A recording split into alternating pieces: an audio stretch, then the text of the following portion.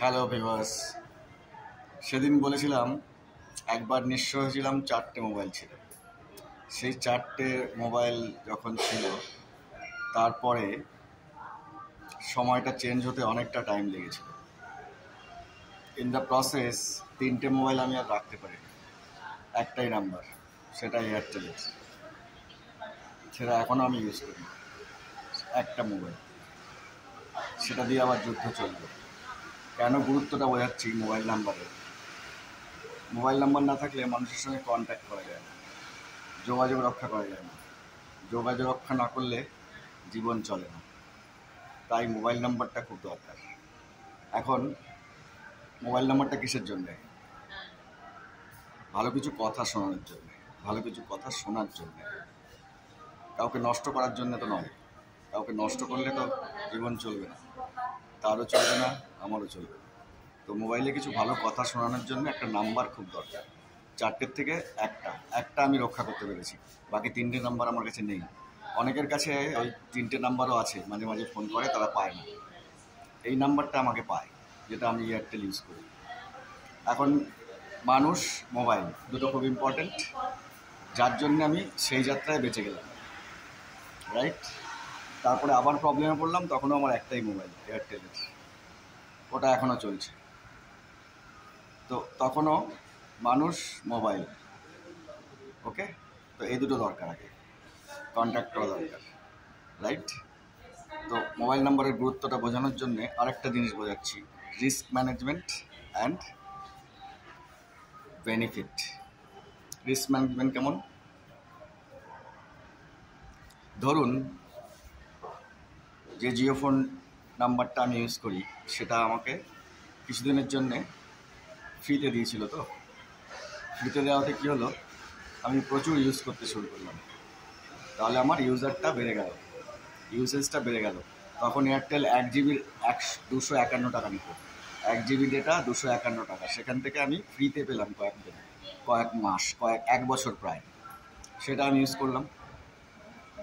তারপরে আস্তে আস্তে সেই ইনভেস্টমেন্টটা, জিও রিটার্ন চাইবে। তো কিছু দিয়েছি, তার পরিবর্তে কিছু চাই তো, নাহলে তো চলবে না। যদি আমি তখন জিও মোবাইলটা ছেড়ে দিতাম, আবার আমার তো ব্যবহার হয়ে গেছে, আমি তখন ছেড়ে দিলেই পারি। কিন্তু না, কিছু পেয়েছি, তার কাছে ছাড়বো কী করে? তাকে তো ছাড়া যাবে না। আমি ওটাও রিচার্জ করি, এখন এয়ারটেলটাও রিচার্জ করি, দুটোই রিচার্জ করি। তখন কিন্তু শুধু আমি জিও রিচার্জ করতাম, আর এয়ারটেলে মিনিমাম যেটুকু লাগতো সেটুকু করতাম। তার মানে আমার পুরনো বন্ধু এয়ারটেল, যে আমার সঙ্গে ছিল, এত বছর ধরে আছে, যে আমাকে বাঁচিয়ে রেখেছে, তাকেও ছাড়বো না। যে আমায় বেনিফিট দিয়েছে, যার জন্য আমার জীবনটা আরও সুন্দর হচ্ছে, মানুষকে জানাতে পারছি, মানুষের কাছে যেতে পারছি, আমার জীবনটাকে সুন্দর করার চেষ্টা করেছে, তাকেও ছাড়া যাবে না। তো সুতরাং দুটো বন্ধুই দরকার। একটা একটু টাকা বেশি নিয়েছে, কিন্তু আমাকে বাঁচিয়ে রেখেছে, আর একটা আমাকে ফ্রি অফার দিয়ে আমার জীবনটাকে সচল রেখেছে। তাহলে দুটোই দরকার। কোথায় কোথায় কাকে রিলেট করাবো আমি জানি না, বাট স্টিল আমি বলছি যে একটু হয়তো সার্ভিস চার্জ বেশি লাগে, সেও জীবনে থাকবে। সে হয়তো আমার থেকে কিছু নিয়ে যাবে, কিছু হয়তো বেনিফিট কম দেবে, তাও জীবনে থাকতে হবে, রাখতে হবে।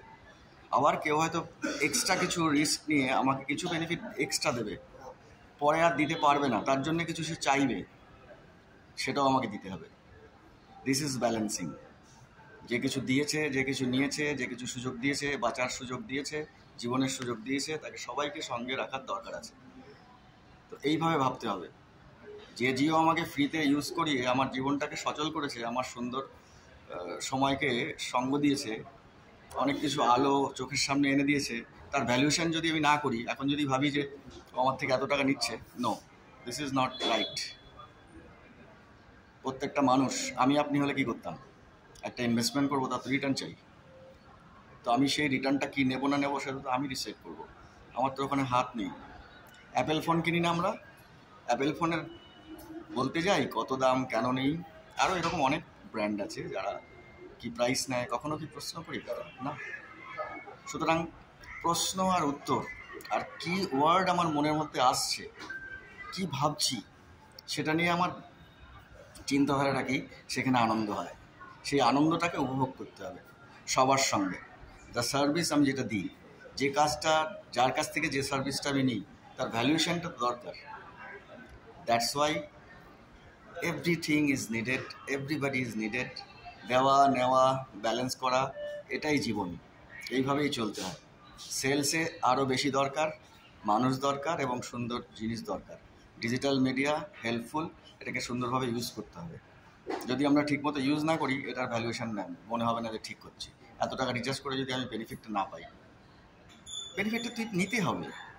আমি একটা আর যা যা জিনিস কিনেছি সেগুলো যদি আমার কাজে না লাগে, তার মানে আমি মনে হচ্ছে আমি এক্সট্রা প্রাইস দিয়ে কিনছি। নো, সেই আনন্দটা নিতে হবে। যার জন্যে যে টাকা খরচা করেছি, যার জন্যে যে সময় দিয়েছি, যেখানে যাকে যেভাবে দরকার সেভাবে তাকে সাহায্য করা, তার থেকে কিছু নেওয়া, তাকে কিছু দেওয়া, এই ব্যালেন্সিং করেই জীবন চলতে হয়। আর এর মধ্যেই আনন্দ। তাই এই সব কিছুর মধ্যেই একটা অন্য জিনিস লুকিয়ে আছে, সেটা হচ্ছে পার্সোনাল অ্যাক্টিভিটি। সেটা সুন্দর করতে হবে। সেটা সুন্দর করলেই জীবন সুন্দর হবে। Okay, enjoy personal activity, personal activities every day, personal work every day. Thank you everybody. Enjoy good time with fine mindset. That's it. Thank you.